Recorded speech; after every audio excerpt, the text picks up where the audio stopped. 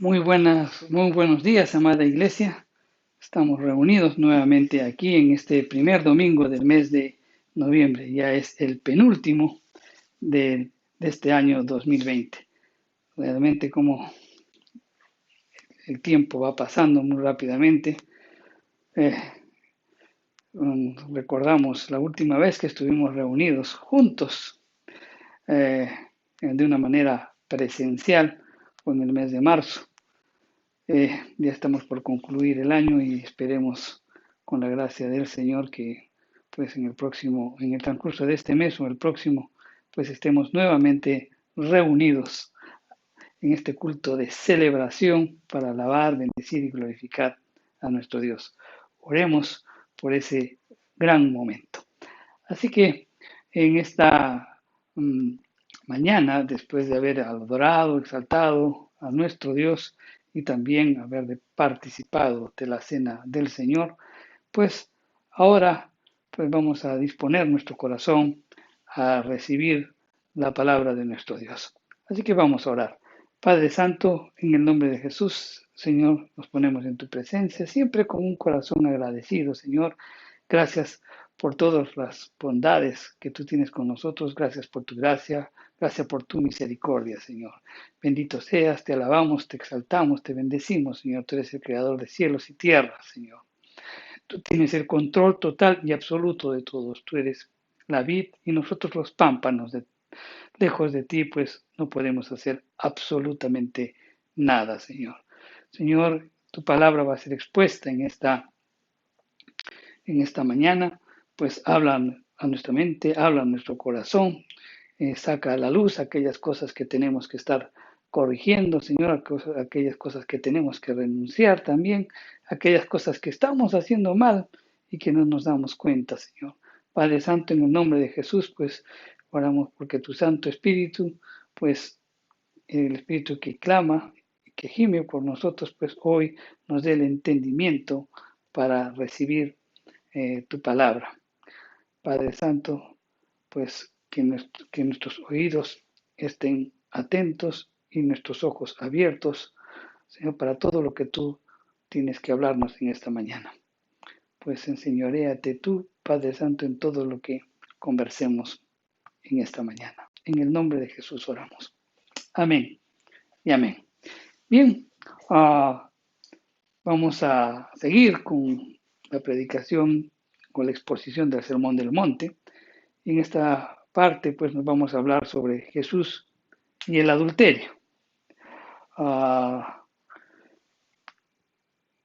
en esta parte ya del Sermón del Monte, Jesús sigue confrontando pues la arrogante exhibición externa tipificada pues por los escribas y por los fariseos, insistiendo pues que la única justicia aceptable a Dios es la pureza del corazón. No son las cuestiones externas, sino la pureza del corazón.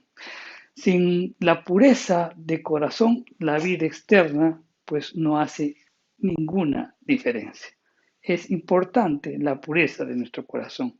La evaluación divina, mi querido hermano, se lleva a cabo en el corazón, porque Él juzga la fuente y el origen del pecado, no su manifestación o falta de manifestación. Jesús juzga la fuente y el origen del pecado. ¿De dónde está la fuente y el origen? En el corazón.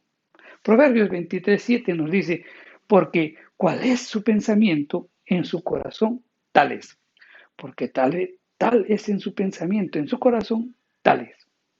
Tremendo este versículo. Y es que Dios juzga al hombre de acuerdo con este principio que acabamos de mencionar. Y esto lo podemos ver, un ejemplo, en Primera de Samuel, en el capítulo 16, el verso 7. Y nos dice, y Jehová respondió a Samuel, no mires a su parecer, ni lo grande de su estatura, porque yo lo desecho. Porque Jehová no mira lo que mira el hombre, pues el hombre mira lo que está delante de sus ojos, pero Jehová mira el corazón, el corazón. En esta segunda antítesis, pues, que Jesús está presentando a los fariseos, que Jesús cita directamente el séptimo mandamiento del decálogo, ¿no? De los 10 mandamientos que dio nuestro Dios a Moisés. Y es justamente el pecado relacionado con el adulterio. Y también alude al 10º, que es sobre la codicia. Vamos a leerlo. En Éxodo 20:14 dice, no cometerás adulterio. Ese es, pues, las instrucciones del Señor. Ese es el mandamiento. Y en el verso 17, también de Éxodo 27, está el 10º mandamiento. Dice, no codiciarás la casa de tu prójimo, no codiciarás la mujer de tu prójimo, ni su siervo, ni su criada, ni su buey, ni su asno, ni cosa alguna de tu prójimo. Bien, los escribas y fariseos en el tiempo de Jesús, pues enseñaban lo correcto en citar el séptimo mandamiento en la forma en que lo hacían. ¿Y cómo lo decían? Pues no cometerás adulterio. Estaba bien, pero no lograban dar una exposición completa del asunto del mandamiento. No lograban dar una exposición. La ley en sí no era defectuosa, sino la explicación de los rabinos. Eso era, pues, defectuoso. El séptimo mandamiento debió ser aplicado a la luz del 10º. Si hubieran hecho esto los fariseos y los escribas, se habrían dado cuenta que del corazón vienen pues los malos pensamientos, los homicidios, los adulterios y las inmoralidades, conforme Jesús lo dijo pues en el capítulo 15 de Mateo, en los versos 19. Vamos entonces a ver pues la enseñanza de Jesús referente al adulterio. En Mateo, el capítulo 5, los versos del 27 al 30. Y la escritura nos dice lo siguiente. Oísteis que fue dicho, no cometerás adulterio. Pero yo os digo que cualquiera que mire a una mujer para codiciarla, ya adulteró con ella en su corazón. Por tanto, si tu ojo derecho te es ocasión de caer, sácalo y échalo de ti. Pues mejor te es que pierda uno de tus miembros y no todo el cuerpo sea echado al infierno. Y si tu mano derecha te es ocasión de caer, córtala y échala de ti, pues mejor te es que se pierda uno de tus miembros y que no todo tu cuerpo sea echado al infierno. Amén. Tremendas palabras del Señor, así que vamos a explicarlas para poderlas comprender bien. Primero tenemos que hablar entonces la ley y el adulterio y definir las cosas claramente. Miren, la inmoralidad y el adulterio, pues todos sabemos que causa una gran destrucción, causan daño, causan dolor, tanto en el interior como en el exterior de las personas. Ahora, ¿pero por qué se produce esta inmoralidad y el adulterio? Bueno, existen pues 3 razones por las que una persona puede cometer acto inmoral, por lo menos 3. Hay muchas, pero por lo menos vamos a mencionar 3. El primer lugar es el ego. El hombre que se cree suficiente con ese ego tan grande como para poder dominar, poder controlar, poder poseer a una persona. El ego. Otro, también la necesidad interior de recibir atención y de compartir. Muchas veces pues se sienten, quieren ser bien consideradas o de repente pues hay una necesidad interior de recibir atención y al no recibirlo pues en el lugar, al no recibirlo con el esposo, pues eso le lleva pues a la inmoralidad y al adulterio. Y por otro lado también está el mero deseo de la carne, ¿no? Pues la carne también siempre trata de satisfacer sus deseos. Entonces esos son 3 de los aspectos o 3 de las razones por las que una persona puede cometer inmoralidad. Ahora bien, ¿qué pasa hoy con la inmoralidad? La inmoralidad es tan común que la consideran incluso excusable si se realiza de acuerdo con los participantes y si otras vidas no son afectadas directamente. O sea, si se pueden reunir y pueden tener sexo libremente, pues si los dos están de acuerdo, no hay ningún problema. Tratan de excusar, ¿no?, la inmoralidad. El hombre siempre pues ha tenido la tendencia de glorificar su cuerpo y a la carne. Siempre ha tenido eso. Esa tendencia a glorificar el cuerpo y la carne. Entonces, ¿qué hace? Exhibe en el cuerpo, lo viste en el cuerpo para atracción sexual, mirando al mismo tiempo y observando el cuerpo en sus movimientos. Todo esto, pues, lo constituyen las prácticas frecuentemente aceptadas por la sociedad. La sociedad las acepta y es más, no ponen ningún reparo al respecto. El deseo interior, o sea, la pasión y el acto del placer sexual son considerados muchas veces como una parte integral de la naturaleza y de la normalidad, que restringirlos pues es considerado anormal y anticuado. Personas dicen, bueno, hoy día tenemos ganas de tener sexo, pues de acuerdo, pongamos y tengamos un sexo. De acuerdo, y las películas de televisión así lo exigen, ¿no? A veces en las investigaciones que hacen comienzan a realizar pues una serie de indagaciones y encuentran una persona que tuvo relaciones con otra. Y le digo, ¿usted estuvo la noche anterior con esta persona? Sí, pero es solo sexo. Yo no tengo que ver nada con él, no la conozco mucho, ¿no? Y es que así se está llevando hoy a cabo estos principios o estas formas de vida que está aceptando la sociedad. Incluso la acepta pues como que el acto sexual o el placer sexual es parte integral de la naturaleza y de la normalidad y que pues no es considerado anormal. Más bien, si tú pones algún parámetro, te hablan de que eres anticuado.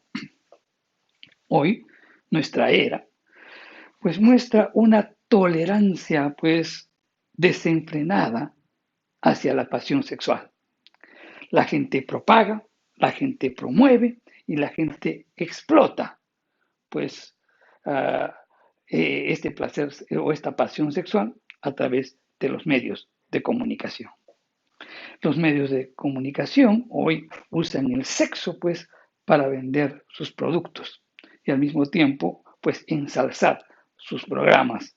Para exalzar los programas, pues, presentan simplemente, pues, a determinadas personas o tratan de resaltar diferentes aspectos de la película que están exhibiendo con el propósito, pues, de poder ensalzar mejor el programa que ellos están ofreciendo.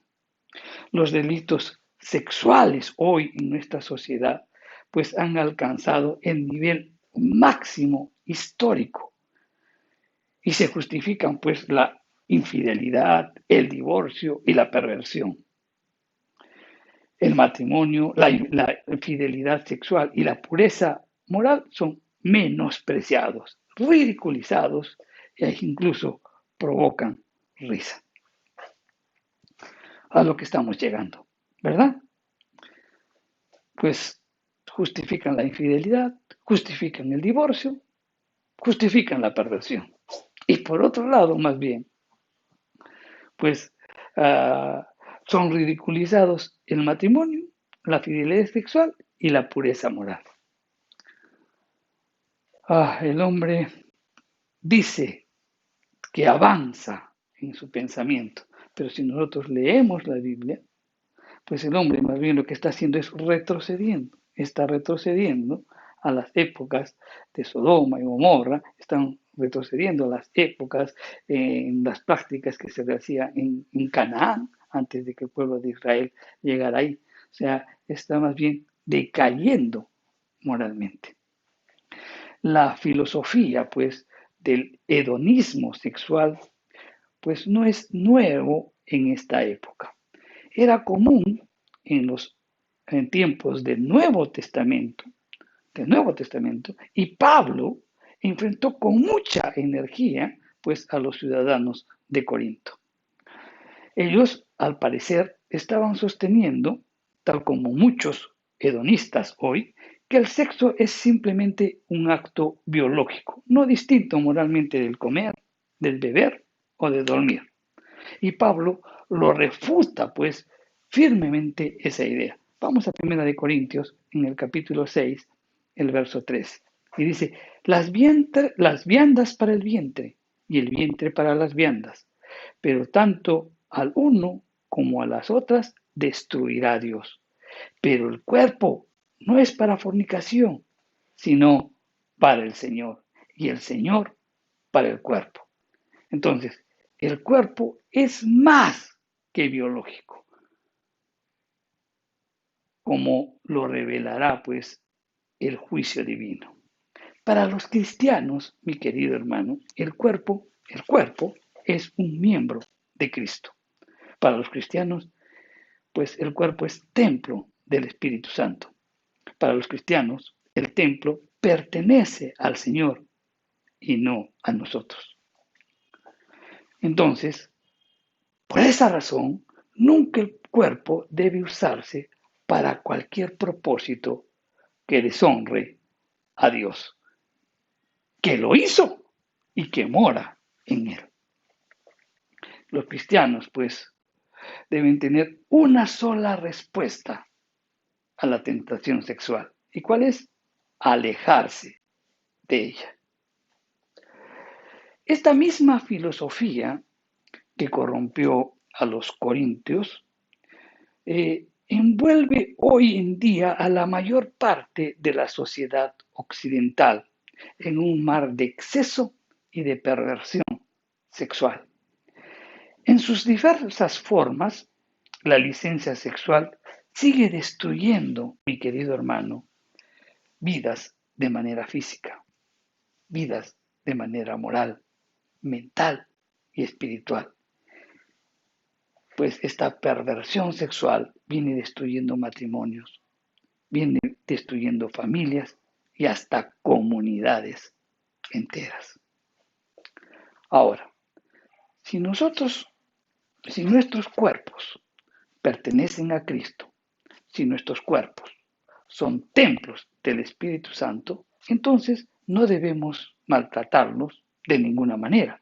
Y entonces, ¿qué hace Dios? Dios crea el sexo y lo ofrece como una bendición para aquellos que lo disfruten, pero dentro de los límites del matrimonio.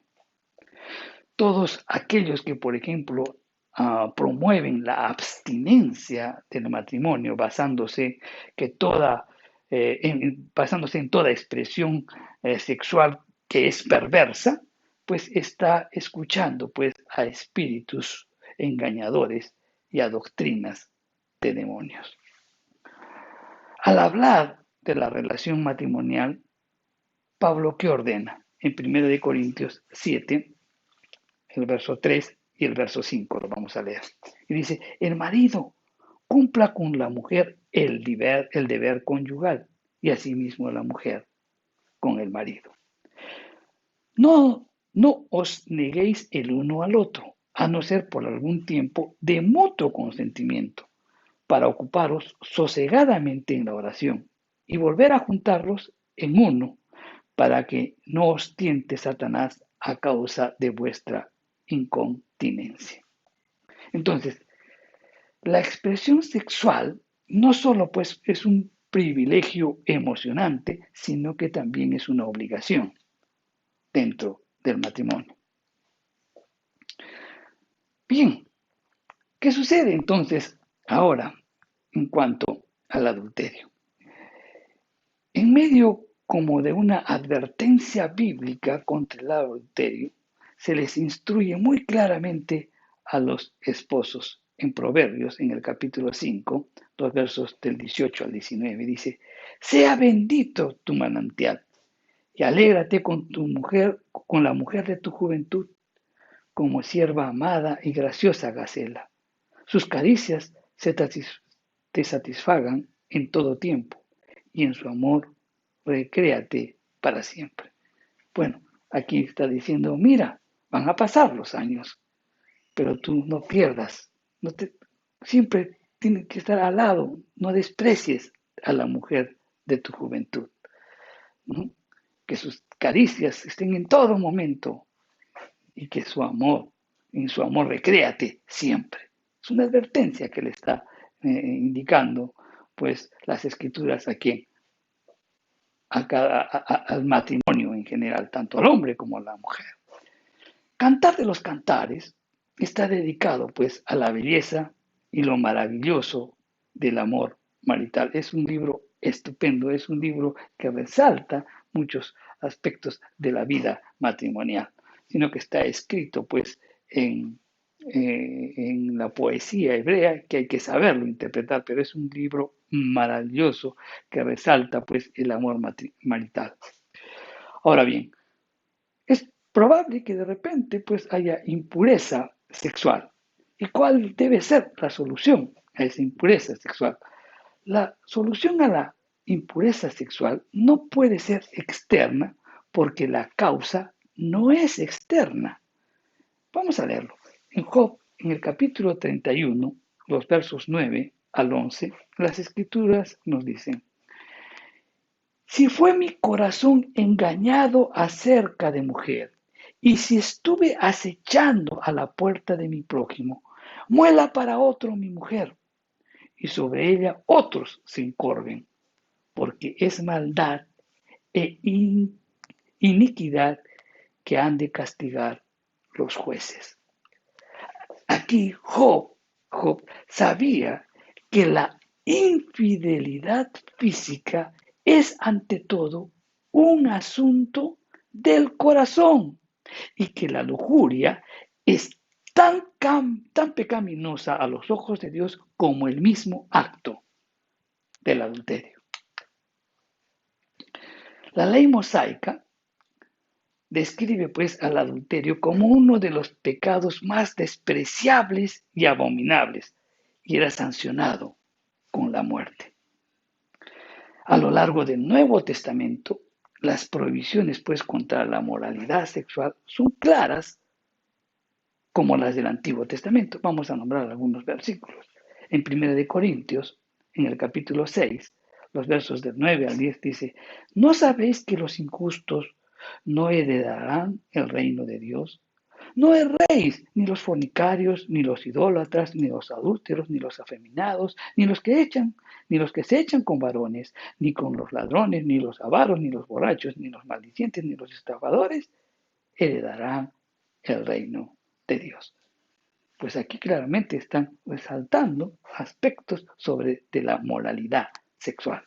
En Hebreos 13:4 también la escritura nos dice: honroso sea en todos el matrimonio y el hecho sin mancilla, pero los fornicarios y a los adúlteros los juzgará Dios. Bien, hay que definir entonces lo que es el adulterio. En un sentido técnico, cometer adulterio se refiere pues a la relación sexual entre un hombre y una mujer cuando uno de ellos o ambos están casados. En el Antiguo Testamento y en el Nuevo Testamento, esta palabra se asocia con relaciones sexuales con alguien distinto a la persona con la que está uno casado. O sea, es tener relaciones con alguien que no es tu esposo o tu esposa.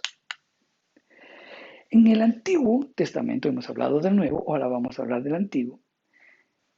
El Antiguo Testamento, el adulterio suponía pues el mantenimiento de relaciones sexuales consentidas entre un hombre casado o no y la esposa de otro hombre. El término y la sentencia de este acto era la muerte y se aplicaba tanto para el hombre como para la mujer. Entonces también debemos entender que cuando una mujer pues estaba desposada, esta mujer se consideraba pues esposo del prometido. El caso, por ejemplo, de María, estaba desposada, ya estaba comprometida con José, era considerada como su esposa. Solamente lo último que faltaba era la consumación del acto físico. Ok, entonces el adulterio se consideraba como una de las formas, como una de las ofensas más graves, porque profanaba aquella relación que era un reflejo de la que Dios tenía con su pueblo. Los profetas muchas veces hablaban de la relación Dios con su pueblo, donde el pueblo era su esposa y él era el esposo. Los profetas, por ejemplo, utilizaron a menudo la imagen de adulterio para destacar las relaciones que el pueblo de Israel mantenía con otros dioses. Cuando el pueblo de Israel pues estaba adorando a otros dioses, estaban, y el profeta les decía, adúlteros, adúlteros espirituales, ¿no? José, José, por ejemplo, entendía que acostarse con la esposa de Potifar, no habría sido una ofensa para el marido, sino especialmente era un pecado contra Dios. Génesis 39:9 lo destaca. El rey David, mi querido hermano, el rey David, tras el adulterio con Betsabé, él confesó su pecado a Dios diciendo, contra ti he pecado. En el Antiguo Testamento, pues entonces, denuncia en términos muy enérgicos cualquier relación sexual extramatrimonial, condenando a los hombres incluso más firmemente que las mujeres a la pena de muerte. Pues bien, esto hemos visto, la definición, todo lo que nos dicen las escrituras en el Antiguo y en el Nuevo Testamento. Entonces, vamos a hablar ahora sobre el verdadero significado del adulterio. La declaración que hace nuestro Señor Jesús en cuanto al adulterio reafirma todo, absolutamente todo lo del Antiguo Testamento en lo que se refiere pues a la unidad del vínculo matrimonial y la lleva pues a un sentido original más profundo. ¿Qué es lo que dice? Pero yo les digo que cualquiera que mira a una mujer y la codicia, ya ha cometido adulterio con ella en el corazón. Eso lo dice el verso 28. Dicho en palabras sencillas, Cristo afirma que hay adulterio de los ojos, adulterio del corazón y adulterio del cuerpo. Y esta expresión pues, nos debe impactar tanto a los jóvenes como a los adultos. No basta, pues, entonces, con mantener una mera pureza física. La pureza del matrimonio demanda, mi querido hermano, una mutua y exclusiva devoción de los cónyuges en los diferentes aspectos de sus vidas. Y este compromiso excluye, pues, desear a otra persona o entregarse de cualquier forma a otra persona. Mirar lascivamente a otra mujer rompe el vínculo de la unidad que un hombre tiene con su esposo. Ahora bien, la base de este principio está en la relación con su pueblo. El profeta Ezequiel condenaba gráficamente a Israel por adulterio espiritual. No solamente cuando el pueblo adoraba en forma de facto, no a otros ídolos, sino también cuando deseaba a otros dioses en su corazón y con sus ojos.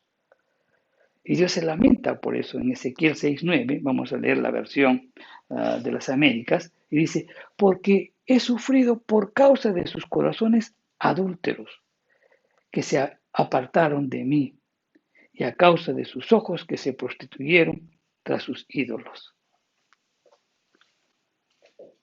Muy claramente lo resalta, por eso es que el, el matrimonio habla sobre fidelidad, porque refleja la fidelidad de Dios con su pueblo y él también exige su fidelidad. Entonces, al romperse, era porque había un acto de adulterio. Entonces, ese era el principio fundamental que debería ir pues en cuanto al pensamiento y a la aplicación del adulterio. La unidad de un hombre con su mujer significaba que el marido se entregaba a ella y solo a ella. Cuando un hombre mira pues con deseo a otra mujer, ha rechazado a su esposa y se ha entregado a otra. La pasión, mi querido hermano, se origina en el corazón, que es el núcleo de la identidad y la voluntad de la persona. Por tanto, pues, el adulterio no solamente es una relación sexual física, sino que también es una recreación mental de ese acto de infidelidad. ¿Cuáles son los factores que contribuyen al adulterio? Y Jesús también lo describe, y son los ojos y el corazón. Jesús dijo, el que mira a una mujer y la codicia ya ha cometido adulterio en su corazón. Aquí Jesús no se está refiriendo pues a una mirada casual, porque tú puedes estar caminando y de repente puede estar pasando una mujer bella y la puedes mirar, pero no se está refiriendo a esa mirada casual o involuntaria, sino se está refiriendo a ese observar de una manera intencional y repetitiva, ¿no? Jesús está hablando de una observación intencional con el propósito de codiciar. Entonces está hablando al hombre o a la mujer que mira de ese modo a fin de satisfacer un deseo perverso. Uno puede estar paseando y puede estar mirando y pues puede impactarse por la belleza de una mujer, pero ahí queda. Pero hay unos que siguen, contemplan, continúan mirando y siguen pensando y pues comienza a pensar pues de una forma perversa, pecaminosa en cuanto a ella. Entonces a esa mirada se está refiriendo Jesús. Ah, pero no solo a ello, sino que también hay otras formas también que se manifiesta esta mirada. Por ejemplo, aquellos que miran pornografía. Cuando estás mirando pornografía, estás deseando a esa mujer o, o aquellas cosas que estás mirando. Y hay una perversión en tu mente. La pornografía, pues es un acto en donde fácilmente te está llevando al adulterio. Ya adulteraste. Cuando tú también estás mirando o cambias un programa de televisión al propósito. ¿Por qué? Porque sabes que ese canal tiene un alto contenido pues, de orientación sexual. O tal vez cuando tú de repente vas a la playa y no vas pues con el ánimo de disfrutar un tiempo de sol, sino que con el propósito de ver a las personas del sexo opuesto, de repente con prendas íntimas y aquellos que tienen esos deseos de excitarse de una manera sexual y pecaminosa.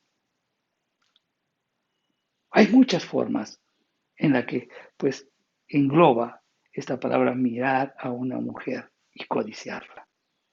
Entonces, mirar con lujuria a una mujer no hace que un hombre cometa adulterio. No.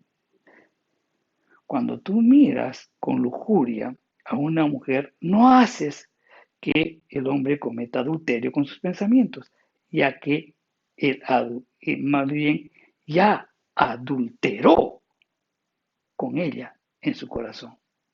Cuando tú miras, no haces que el hombre pues cometa adulterio en sus pensamientos. No, él ya adulteró con ella en su corazón. No es la mirada lujuriosa lo que ocasiona el pecado en el corazón, sino que es el pecado en el corazón lo que causa esa mirada. Es al revés.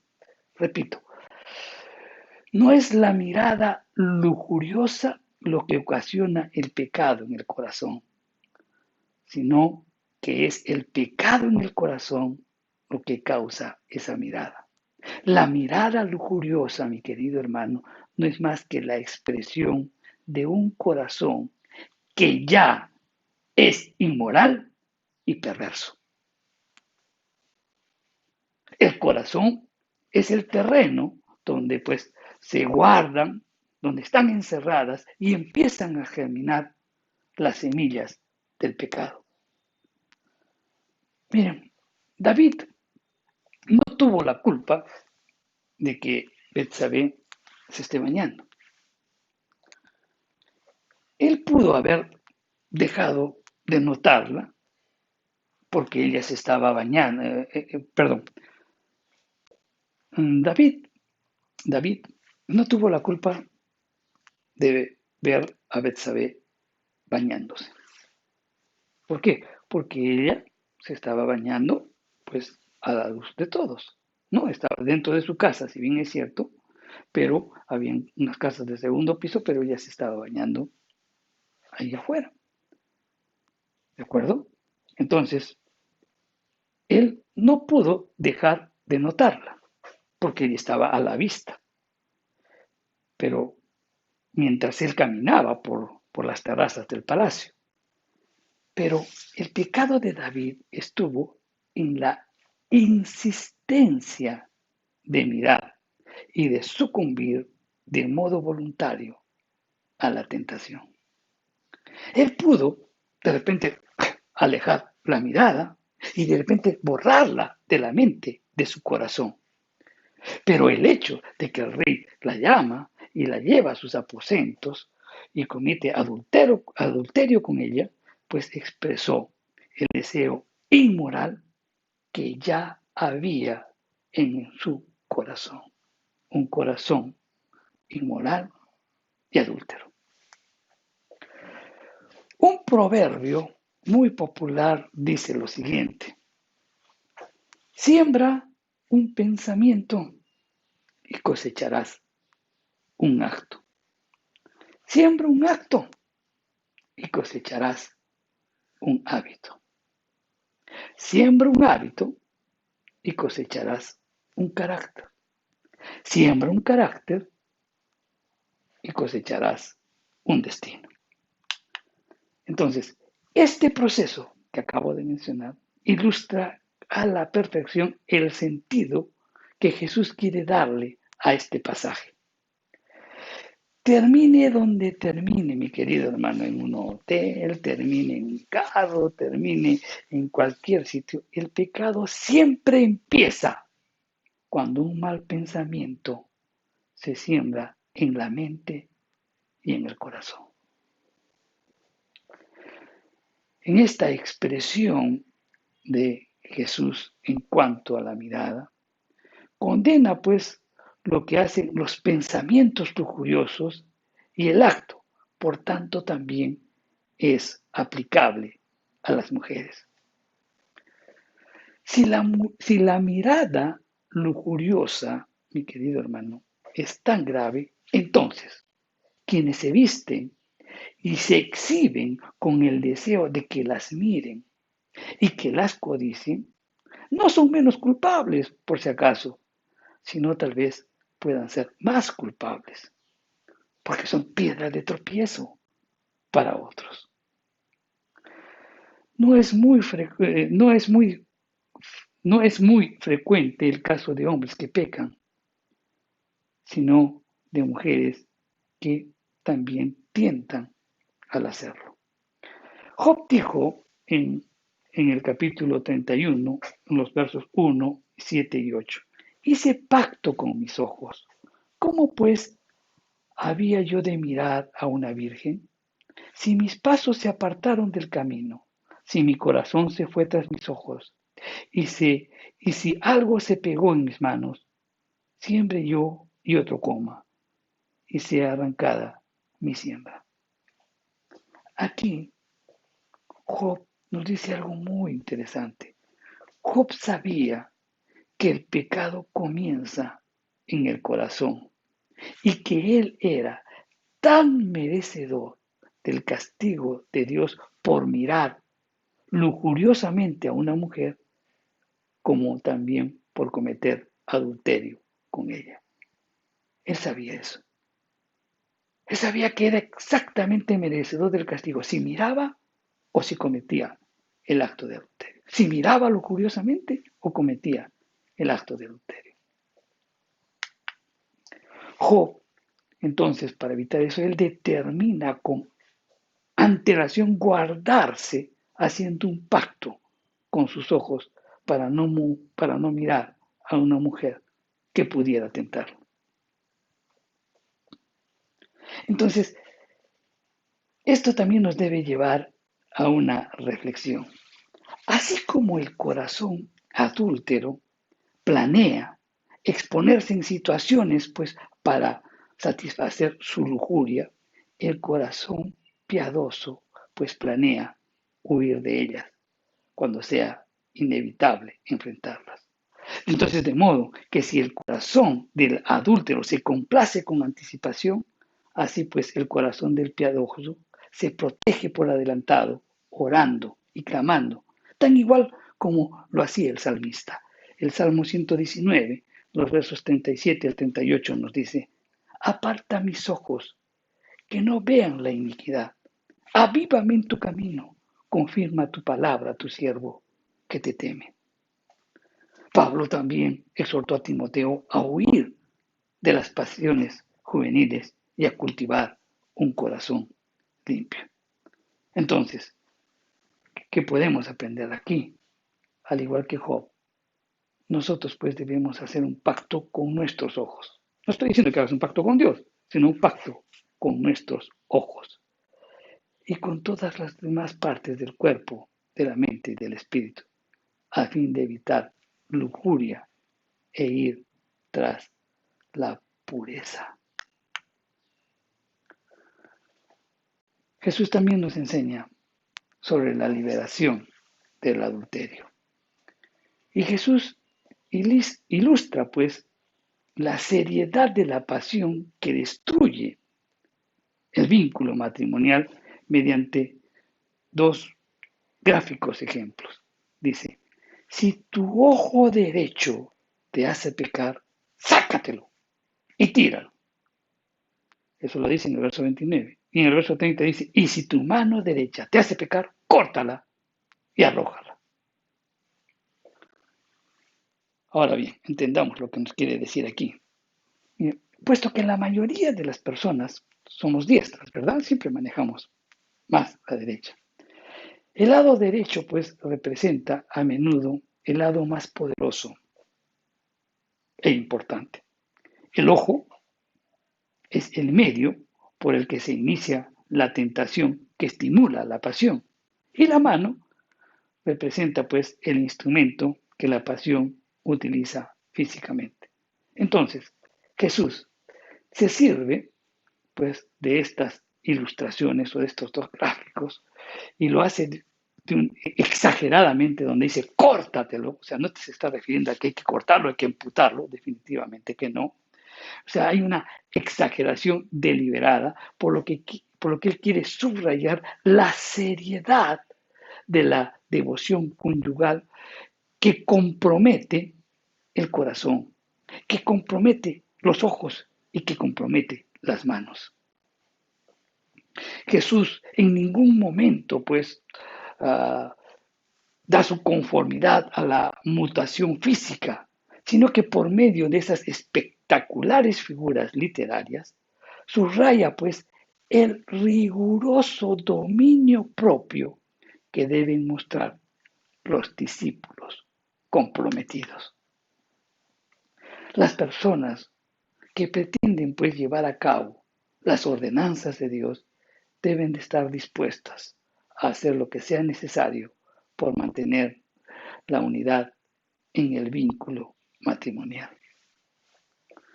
El pecado es esencialmente una cuestión interior y condena a la persona que se relaja pues satisfecha con sus actos externos de justicia.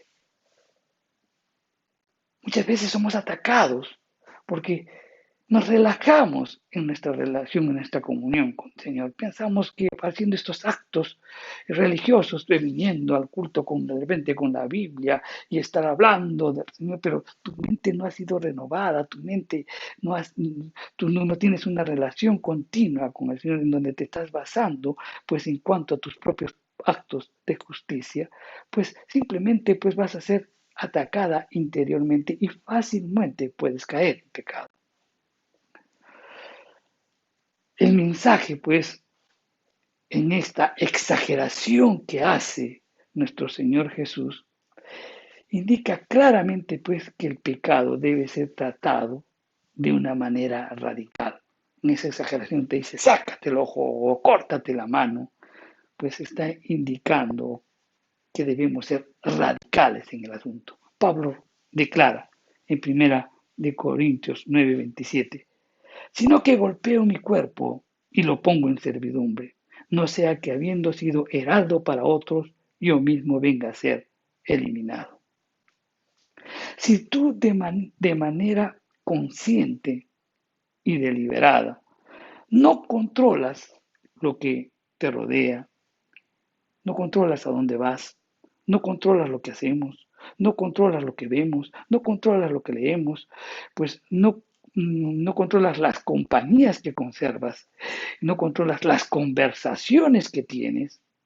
Entonces, si tú pues no eres consciente de esta, consciente tanto deliberadamente y no lo controlas, pues esto te va a llegar a controlar a ti.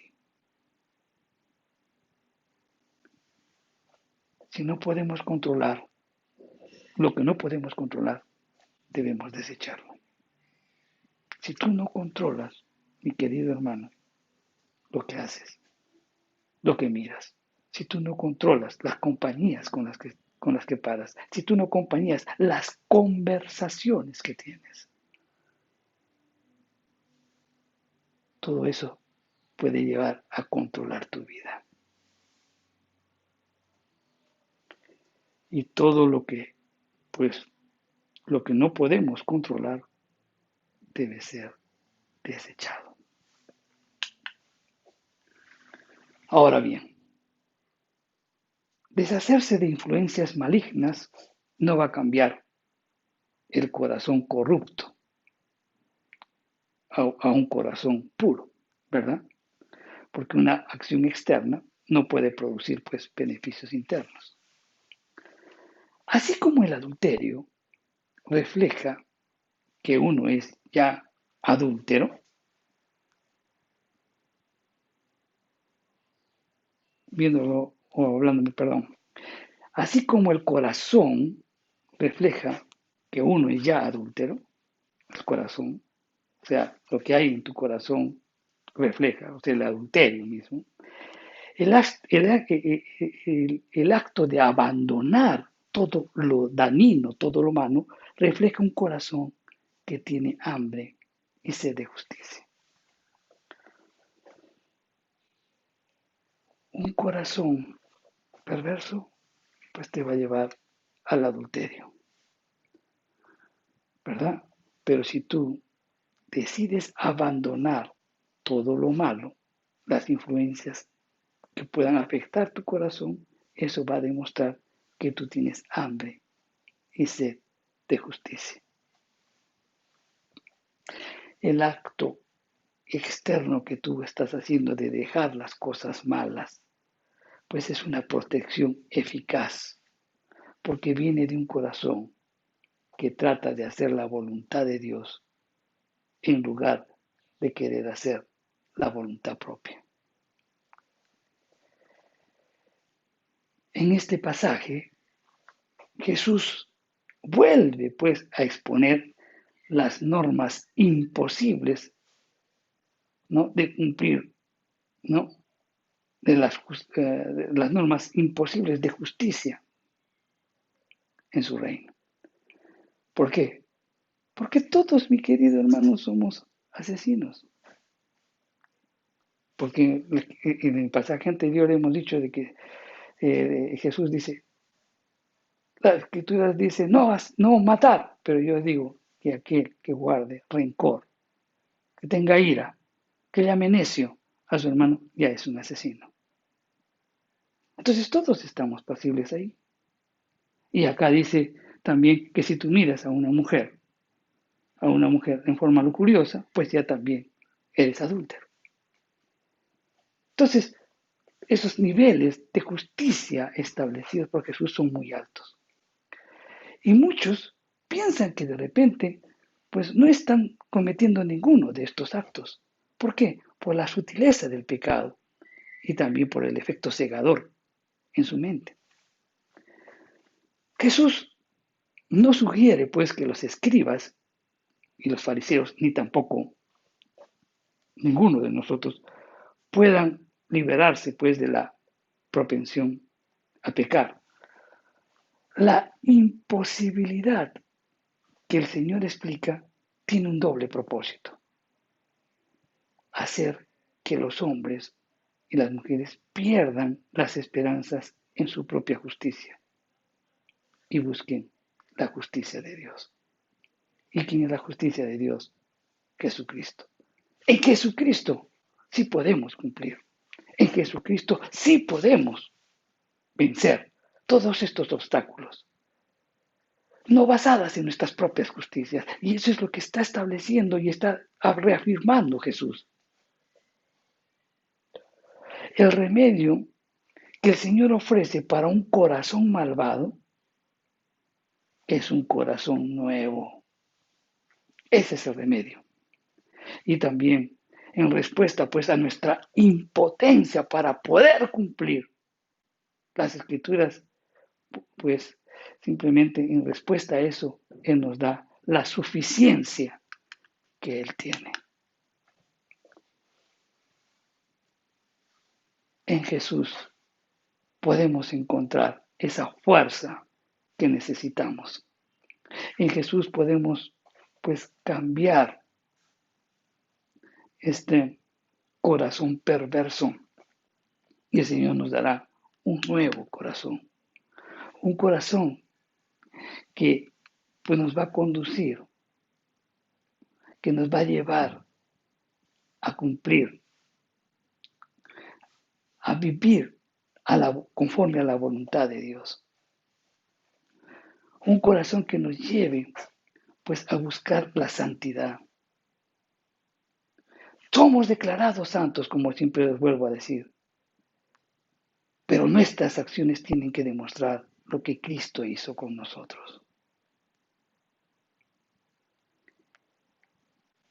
En Cristo puedes encontrar armonía en tu matrimonio, renovando tu mente con las Escrituras, teniendo esa comunión con Él, siendo lleno del Espíritu Santo, puedes vencer todos los obstáculos que están impidiendo que tengas una vida matrimonial fructífera. ¿Cuántos hombres y cuántas mujeres están siendo afectados por este pecado de adulterio y no se dan cuenta? Un pecado de adulterio que lo han llevado a su casa por esas miradas de lascivia y que poco a poco están minando tu matrimonio. Es tiempo de arrepentirse, es tiempo de buscar a Dios. No podemos cumplir las exigencias, pero en Cristo sí lo podemos. Vamos a orar. Padre Santo, en el nombre de Jesús, Señor, te damos gracias por tu palabra. Gracias, Señor, porque hoy vamos entendiendo. Estamos en la época de la gracia y muchas veces, pues, entendemos que es tiempo para vivir, en la cual tú ya, pues, pagaste por nuestros pecados y que podemos vivir libremente. Cuán equivocados, Señor. Si bien es cierto, tú has muerto en la cruz y nos has mostrado tu gracia porque aún siendo pecadores, Cristo murió por nosotros. pues también, Señor, al recibir tu gracia, nos damos cuenta que, pues, los parámetros de tu gracia son mucho más elevados. Tiene que ver con actitudes del corazón. Por eso, Padre, en el nombre de Jesús oramos, para que sigas transformando nuestros corazones. Arranques lo que tengas que arrancar de nuestras vidas. Plantes lo que tengas que plantar, Señor, y que podamos mostrar frutos de arrepentimiento en nuestros matrimonios y en nuestras vidas, para gloria tuya, Señor. En el nombre de Jesús oramos. Amén. Bien, hermanos, para finalizar, nuevamente les indicamos, miren, todo este mes de noviembre vamos a estar recaudando eh, donaciones, tanto de bienes perecibles como también de ropa y también algunas donaciones en efectivo que pudieran darnos, con el ánimo de poder llevar el próximo mes, o sea, vamos a recaudar todo este mes, vamos a tener 30 días para poder llevar por estas fiestas que se celebran en el mes de diciembre, para poder llevar a los niños y también a los comedores populares. Así que, pues, ayúdanos, puedes traer algún bien perecible y si puedes donar como para comprar un regalo, 20 soles, para poder llevar a los niños, pues hazlo. Lo único que te he pedido es que si lo haces en las cuentas, pues envíenos un WhatsApp indicando que es para este propósito, para poder hacer las diferenciaciones del caso. Amén, mi querido hermano, que ayudemos para que estos niños, pues, que están pasando momentos difíciles por esta pandemia, también puedan pasar un tiempo, pues, disfrutando de algunos regalos que pudiéramos llevarles a nuestros niños por estas fiestas que se celebran en el mes de diciembre, en la que, pues, se celebra, pues, las buenas nuevas de Jesucristo, el nacimiento de un Salvador, ¿verdad? Entonces vamos a aprovechar ese tiempo para llevar un regalo y también víveres. Hermano, tocamos tu corazón, sabemos que como iglesia siempre hemos estado presente y sabemos que nos vas a ayudar para eso. Que Dios los bendiga, hermanos. Que tengan una bendecida semana.